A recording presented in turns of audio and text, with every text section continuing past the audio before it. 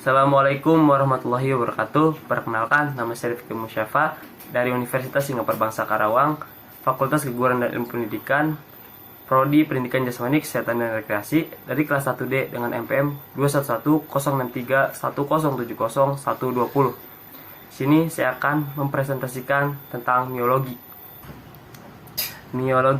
Miologi berasal dari kata mio atau muskel yang artinya otot, dan logi yang artinya ilmu pengetahuan.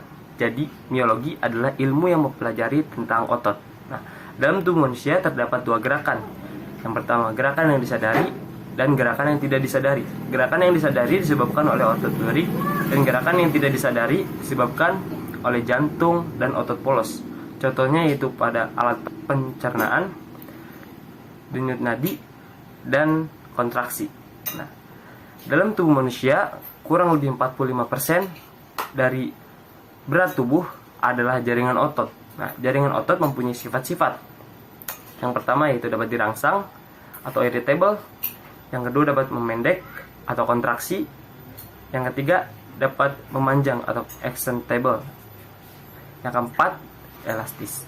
Komposisi kimia otot tersusun dari 3 bagian. Yang pertama yaitu 75% air, 20% protein. Yang ketiga, 5% mineral dan garam non-organik. Macam-macam otot terbagi menjadi 3. Yang pertama otot polos, yang kedua otot lurik, dan yang ketiga otot jantung. Yang pertama otot polos. Otot polos adalah otot yang bekerja secara tidak sadar yang hampir di seluruh bagian tubuh. Nah, nama lain dari otot polos adalah visceral. Nah, yang kedua adalah otot jantung atau nama lainnya cardiac muscle. Cardiac muscle atau otot jantung adalah otot yang menyusun dinding jantung yang berfungsi sebagai pompa darah yang menuju ke jantung dan sebaliknya. Hal ini yang mengakibatkan terjadinya sirkulasi darah di dalam tubuh manusia.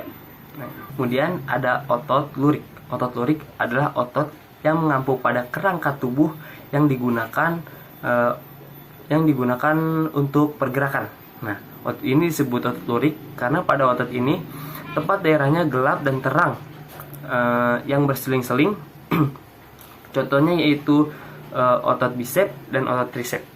Struktur fisik otot lurik. Bagian terkecil yang menyusun suatu otot adalah serabut otot atau sel otot. Otot lurik bentuknya panjang silinder dengan bagian ke arah ujungnya mengecil. Nah, serabut otot panjangnya 1 sampai 40 mm dan berdiameter 0,01 mm hingga 0,015 mm. Insertio adalah ujung otot yang melekat pada tulang yang bergerak. Ada juga origo, yaitu kebalikan dari insertio. Nah, origo adalah ujung otot yang tidak bergerak. Nah, pada umumnya letak origo lebih dekat atau lebih proksimal dari insertio terhadap proses tubuh. Kemudian syaraf pada otot.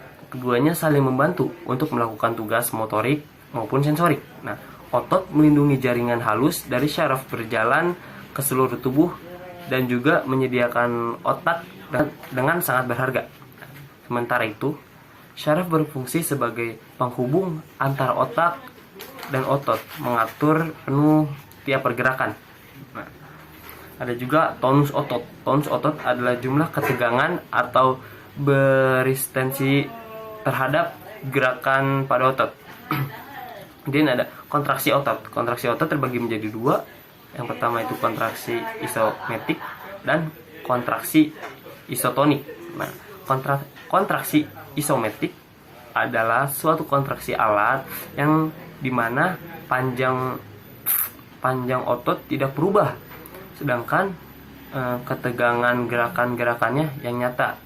Kemudian kontraksi isotonik ialah suatu kontraksi otot yang tidak berubah dan gerakan-gerakannya tanpa jelas. Sekian dari saya, kurang lebih mohon maaf. Wassalamualaikum warahmatullahi wabarakatuh.